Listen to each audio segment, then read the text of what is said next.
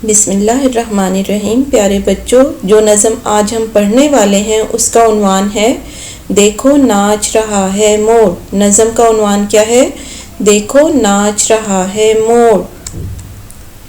یہ نظم شاعر محمد حفیظ جالندری نے لکھی ہے اور اس نظم میں وہ ایک مور کے بارے میں بتا رہے ہیں جو برسات کے موسم میں ایک باغ میں ناچ رہا ہے اور اس کی وجہ سے باغ کا منظر خوبصورت ہو گیا ہے۔ اب ہم اس کا پہلا شعر دیکھیں۔ پیارے بچوں، اس کے پہلے شعر کو دیکھتے ہیں۔ ساون بھادوں کی رت آئی، دھرتی پر ہریالی چھائی، باغوں نے خوش ہو کر پہنے پھولوں اور پھلوں کے گہنے۔ یہ اس کا پہلا شعر ہے۔ سب سے پہلے ہم اس کے مشکل الفاظ اور ان کے معنی دیکھ لیتے ہیں۔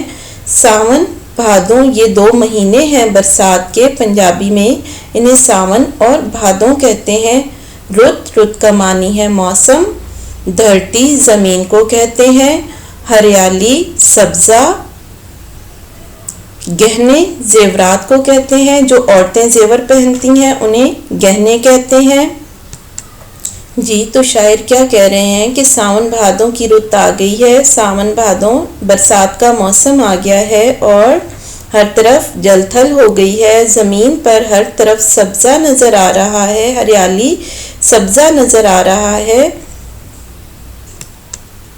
باغوں میں بہت سے پھول اور پھل پیدا ہو گئے ہیں۔ جب پھول اور پھل پیدا ہوتے ہیں تو باغ سج جاتے ہیں۔ یہاں پہ شاعر نے پھولوں اور پھلوں کو گہنوں سے یعنی زیورات سے تشبیہ دی ہے کہ جس طرح زیور پہن کر ایک عورت سج جاتی ہے، اسی طرح پھولوں اور پھلوں کے گہنے پہن کر پھولوں اور پھلوں سے باغ سج جاتے ہیں، خوبصورت ہو جاتے ہیں۔ اب ہم دیکھتے ہیں اس کے اگلے شعر کو۔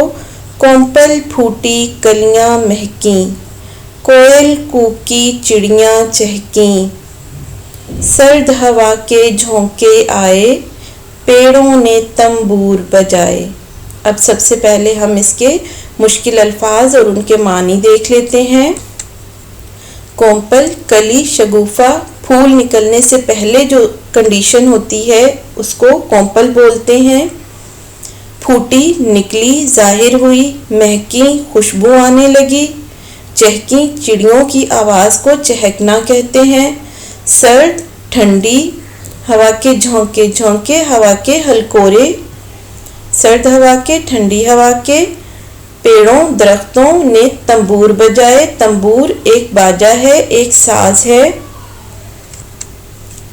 شاعر کہہ رہا ہے کہ بارش کی وجہ سے چھوٹی چھوٹی کلیاں کھل کر پھول بن گئی ہیں اور ان میں سے خوشبو آنے لگی ہے۔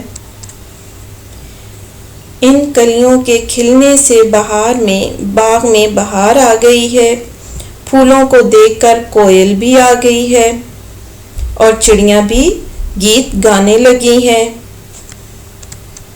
ہر طرف ایک خوبصورت سما بن گیا ہے اور ٹھنڈی ٹھنڈی ہوا چلنے لگی ہے، اور جب یہ ہوا کے جھونکے پیڑوں سے ٹکراتے ہیں تو ایک نہایت ہی خوبصورت آواز پیدا ہوتی ہے، جیسے کوئی تنبور بجا رہا ہو۔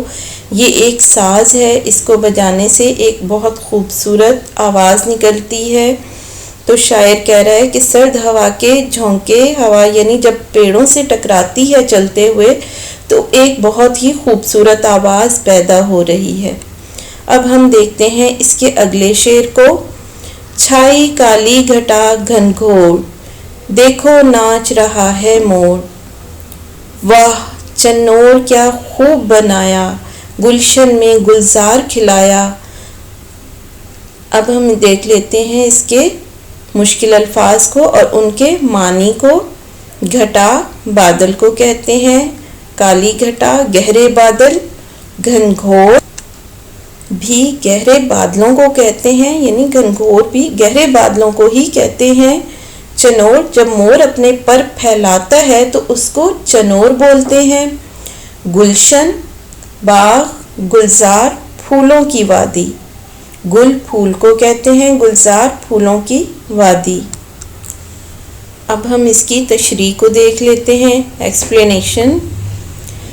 شاعر کہہ رہا ہے کہ جب کالے گہرے بادل آ جاتے ہیں تو موسم بہت ہی خوبصورت ہو جاتا ہے. ایسے میں مور بھی اپنے گھر سے نکل آتا ہے اور باغ میں ناچنے لگتا ہے. جب وہ ناچنے کے لیے اپنے پر پھیلا لیتا ہے تو وہ بہت ہی خوبصورت لگتا ہے اور اس کے پر پھیلانے کو چنور کہتے ہیں. اور شاعر کہہ رہا ہے کہ مور جب پر پھیلا کر ناچنا شروع کر دیتا ہے تو ایسا لگتا ہے کہ باغ میں ہر طرف پھول ہی پھول کھل گئے ہیں اور یہ منظر بہت ہی خوبصورت اور پیارا لگ رہا ہوتا ہے. جی بچوں، تو یہاں تک آج کا ہمارا سبق ختم ہوا. اس نظم کی یہاں تک آپ نے تشریح کر لینی ہے، مشکل الفاظ کے معنی یاد کر لینے ہیں.